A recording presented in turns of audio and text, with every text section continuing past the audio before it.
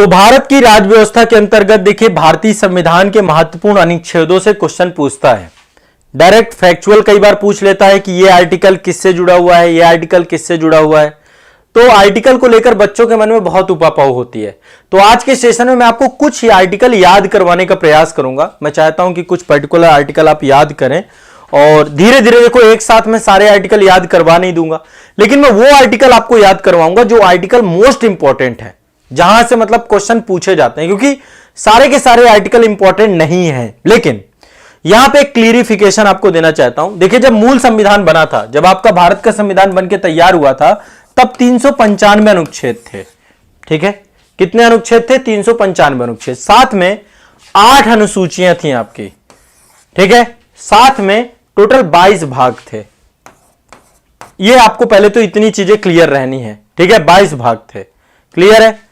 अब मुद्दा यह आता है, कई बार आप किताबों में पढ़ोगे, चाहे आप लक्ष्मीकांत पढ़िए, चाहे घटना चक्र पढ़िए, कई जगहों पे दिया होता है कि आर्टिकल की संख्या 465 हो गई है, 465 आर्टिकल हो गए हैं। लेकिन एक चीज ध्यान रखिएगा, आर्टिकल 395 ही है। अंतिम आर्टिकल जो आपका है 395वां आर्टिकल है, 396 नंबर का कोई आर्टिकल नहीं है। दरअसल बहुत सारे संशोधन हुए, संशोधन के कारण से ABCD करके बहुत सारे आर्टिकल जुड़ गए, है ना। तो इसके कारण से क्रम के हिसाब से देखें, नंबर्स के हिसाब से देखें, तो यह संख्या 465 पहुंच जाती है।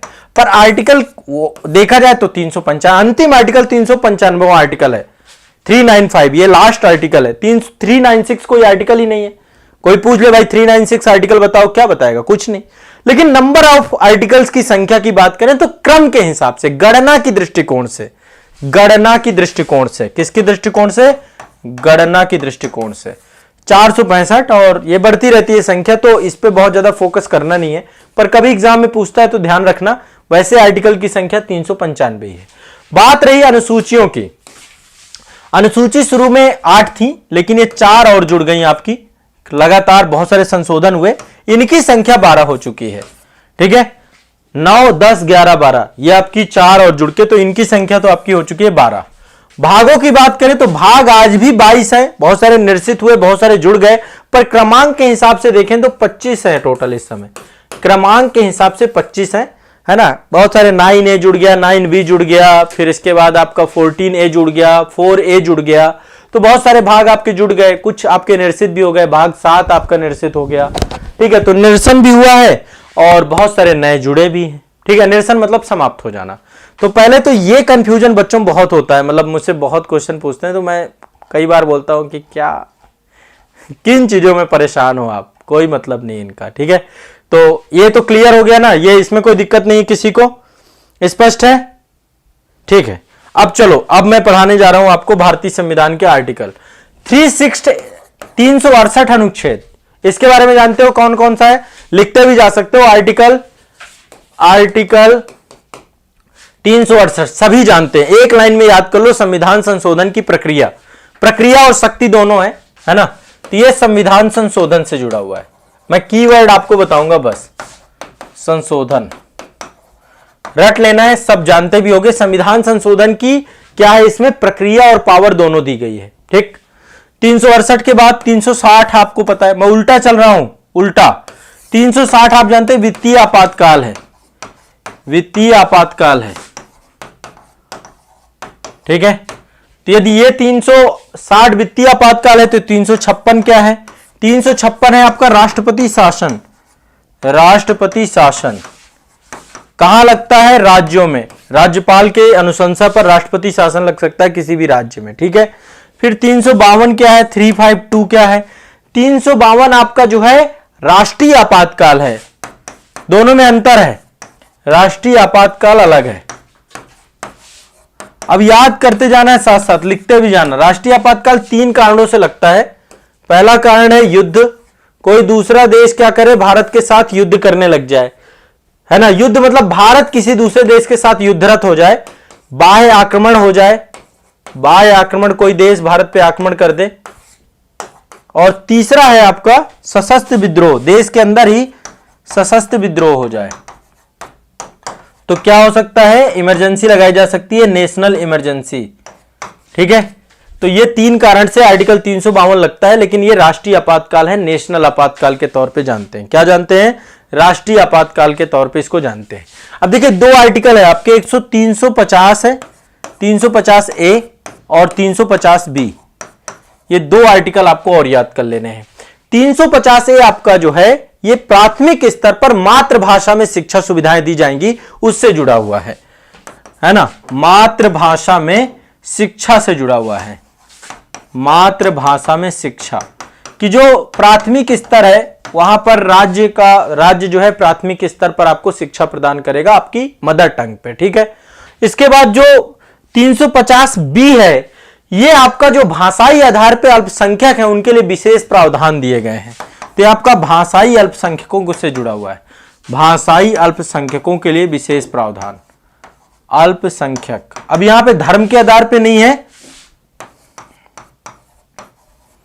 ठीक है, धर्म के आधार पे नहीं है, ये आपके भाषा के आधार पे अल्पसंख्यक की बात की गई है, ठीक है, भाषा के आधार पे अल्पसंख्यक की बात की गई है।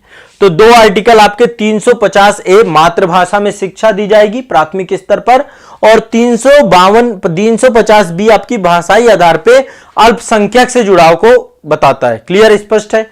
इसके बाद 344 में राजभाषा आयोग है। 344 में राजभाषा आयोग की बात की गई है। राजभाषा आयोग क्या है आपका? राजभाषा आयोग है। 344 आपका राजभाषा आयोग है। 344 आपका राजभाषा आयोग है। 344 आपका राजभाषा आयोग है, ठीक है। इसके बाद आर्टिकल 340 में आपका ओबीसी के लिए, ओबीसी पिछड़े वर्गों की दशाओं के अन्वेषण के लिए एक आयोग की नियुक्ति की बात की गई है।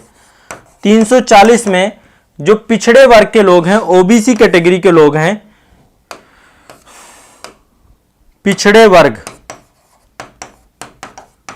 वर्गों के लिए आयोग गठित किया जाएगा, ठीक है। राष्ट्रपति जो है इसी आयोग की अनुशंसा पे फिर उसको जो है पिछड़े वर्ग का दर्जा भी देते हैं। तो पिछड़े वर्गों की दशाओं का अन्वेषण करने के लिए, उनके बारे में जानकारी देने के लिए आयोग 340।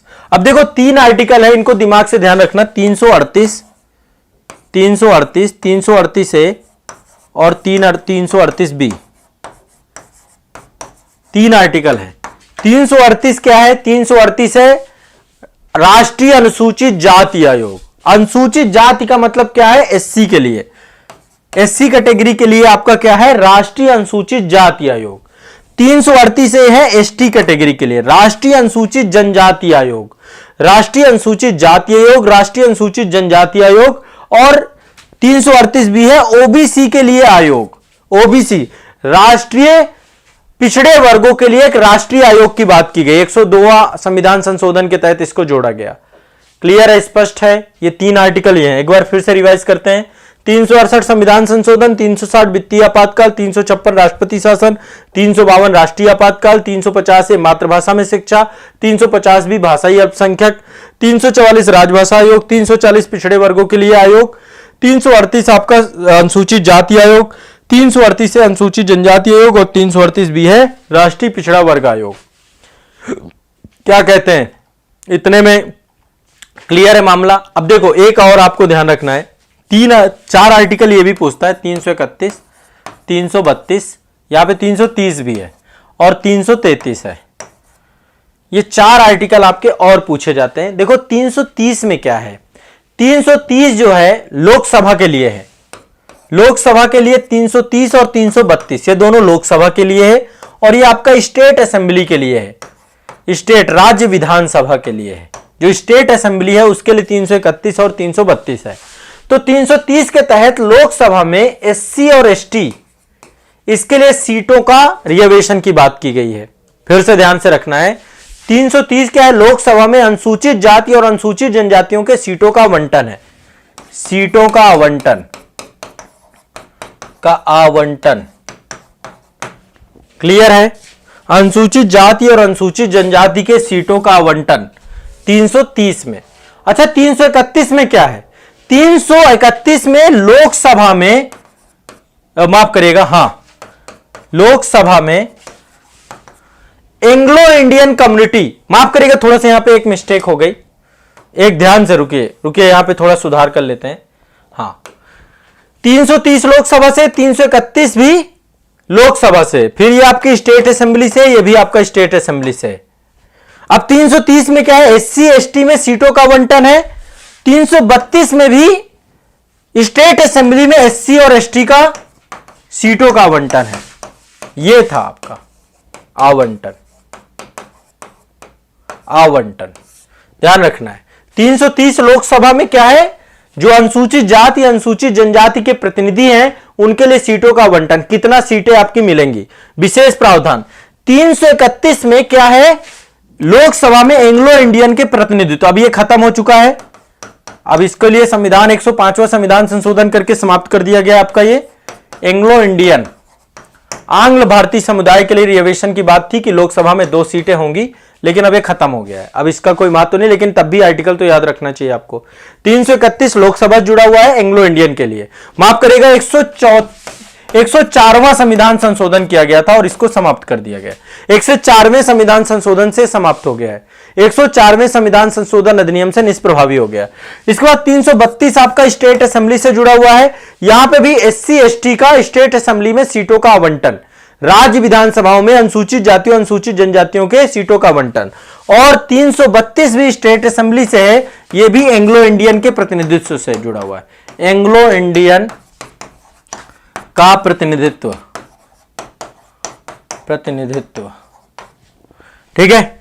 और ये एंग्लो इंडियन का जो प्रतिनिधित्व है ये आपका किससे जुड़ा हुआ है, आपका ये राज्य विधानसभाओं में 1 सीट का आवंटन था, लेकिन 104 से ये भी समाप्त हो गया, 104वां संविधान संशोधन करके समाप्त कर दिया गया। अब फिर से एक बार देख लीजिए, देखिए 330 लोकसभा एससी एसटी सीटों का आवंटन, 331 एंग्लो इंडियन सीटों का आवंटन समाप्त हो गया। ये कैसे समाप्त हो गया, आपका 104वां संविधान संशोधन से समाप्त। 332 स्टेट असेंबली एससी एसटी सीटों का आवंटन, 333 आपका एंग्लो इंडियन में तो एक प्रतिनिधित्व को लेकर ये भी 104वें समाप्त हो गया। तो ये समाप्त हो गया आपका और ये समाप्त हो गया। 331 और 333 पर क्या थे ये पता होनी चाहिए। क्लियर है सभी को, सभी को क्लियर है, स्पष्ट है, बहुत सिंपल सा मामला है ये और ये रट जाने चाहिए। मैं आर्टिकल इसीलिए आपको करवा रहा हूं ये सारे के सारे, ठीक है। मोस्ट इंपॉर्टेंट आर्टिकल देख रहे हैं हम यहां पे। अब चलो 326 आप सभी जानते हैं वयस्क मताधिकार से जुड़ा हुआ है, वयस्क मताधिकार, मताधिकार आपका जो राइट है कि आप लोकसभा और विधानसभाओं में चुनाव दे सकते हैं, वोट दे सकते हैं। तो लोकसभा राज्य विधानसभाओं के लिए निर्वाचन का वयस्क मताधिकार 18 साल की उम्र है, 18 साल से ज्यादा पे आपका निर्वाचन जो है नामावली में नाम होना चाहिए और उसके बाद आप वोट दे सकते हैं, ठीक है। तो ये आपको ध्यान रखना है। 324 में क्या है, 326 के बाद 324 आपका है निर्वाचन आयोग, ये भी याद कर लेना। निर्वाचन आयोग के बारे में जानकारी कहां पे है, 324 में 324 निर्वाचन आयोग से जुड़ा हुआ, किससे, निर्वाचन आयोग से, निर्वाचन आयोग से ध्यान में रखना है, ठीक है। इसके बाद चलते हैं 315, 315 आपका लोक सेवा आयोग, संघ लोक सेवा आयोग, माफ करिए इसको मैं सिंपल शॉर्टकट में लिख देता हूं ना, यूपीएससी एंड पीएससी, ठीक है, स्टेट पब्लिक सर्विस कमीशन, और आपका जो है संघ और राज्यों के लिए लोक सेवा आयोग। आर्टिकल 315 में यूपीएससी और स्टेट पीएससी इनका प्रावधान है, ठीक है। 312 क्या है, 312 है आपका अखिल भारतीय सेवाएं, all India services, Akhil Bharatiya सेवाएं, सेवाएं, अखिल भारतीय सेवाएं कैसी सेवाएं होती हैं, जिनकी नियुक्ति केंद्र द्वारा और अपनी सेवाएं भारत के किसी राज्य को देते हैं। तो ऑल इंडिया सर्विसेज में आपका आईएएस आता है, आईपीएस आता है और आपका आईएफओएस आता है, इंडियन फॉरेस्ट सर्विसेज। ये आपकी 3 अभी अखिल भारतीय सेवाएं हैं, है ना। अखिल भारतीय न्यायिक सेवा को लेकर के भी चर्चा की गई, लेकिन अभी तक वो अस्तित्व में नहीं आई है। क्लियर है, स्पष्ट है। तो ये आपको ध्यान रखना है। आर्टिकल 312 अखिल भारतीय सेवाएं, 315 यूपीएससी, 324 निर्वाचन आयोग, 326 वयस्क मताधिकार, 333 स्टेट असेंबली राज्य विधानसभा Anglo Indian, 332 state assembly SC ST, 331 Lok Sabha Anglo Indian, 330 Lok Sabha ST ST, 338 आपका 338 बी ओबीसी के लिए राष्ट्रीय आयोग, 338 ए अनुसूचित जनजाति के लिए राष्ट्रीय आयोग, 338 अनुसूचित जाति के लिए राष्ट्रीय आयोग, 340 पिछड़े वर्गों के लिए आयोग, 344 राजभाषा आयोग, 350 भी भाषाई अल्पसंख्यकों के लिए जो है आपका जो है भाषाई अल्पसंख्यकों के लिए विशेष प्रावधान, 350 है मातृभाषा में शिक्षा के प्रावधान की बात, 352 राष्ट्रीय आपातकाल, 356 राष्ट्रपति शासन और 360 आपका वित्तीय आपातकाल और 368 आपका संविधान संशोधन। अब इतने तो रट ही जाने चाहिए भाई। अब इतने इससे ये इतने रट जाने चाहिए। एक और ध्यान रखिए 300A ये पहले संपत्ति का अधिकार हुआ करता था, ठीक है, आर्टिकल 31 में, लेकिन वहां से उठा के यहां पे रख दिया गया। आपको विधि के प्राधिकार के बिना, मतलब कि बिना कानून के आपको आपकी संपत्ति से वंचित नहीं किया जा सकता है। तो ये संपत्ति का अधिकार है। संपत्ति का अधिकार किससे जुड़ा हुआ है? संपत्ति के अधिकार से। तो विधि के प्राधिकार के बिना, बिना कानून के आपको आपकी संपत्ति से अलग नहीं किया जा सकता। तो आज के लिए इतने ही रखेंगे, ठीक है। देखो 300 से लेकर 368 के बीच में जो इंपॉर्टेंट आर्टिकल है मैंने याद करा दिया आपको, ठीक है। 300 है संपत्ति के अधिकार को, मतलब विधि के प्राधिकार के बिना संपत्ति से वंचित नहीं किया जा सकता। 312 अखिल भारतीय सेवाएं, 315 यूपीएससी, हाँ यूपीएससी, 324 निर्वाचन आयोग, 326 वयस्क मताधिकार, 333 एंग्लो इंडियन, 332 सुप्रीम कोर्ट में सीटों का, एससी एसटी सीटों का, 331 लोकसभा में एंग्लो इंडियन, 330 में एससी सुप्रीम कोर्ट और सीटों का आवंटन, 338 भी ओबीसी, 338 एसटी, 338 एससी, 340 पिछड़े वर्गों में आयोग, 344 राजभाषा आयोग, 350 भी भाषाई अल्पसंख्यक, 350 है मातृभाषा में शिक्षा, ठीक है। 352 राष्ट्रीय आपातकाल, 356 राष्ट्रपति शासन, 360 वित्तीय आपातकाल, ठीक है, 368 संविधान संशोधन। बस इतने रट जाने चाहिए, बाकी फिर मैं बाद में करा दूंगा आपको। बाकी के भी आने वाले अभी 1-2 सेशन में याद करा देंगे, ठीक है। क्लियर है, स्पष्ट है सभी को? बताओ आर्टिकल ये इतने याद आए, समझ में आ गए? इतने तो रट गए ना? हाँ निर्वाचन आयोग है, चलो वेरी गुड।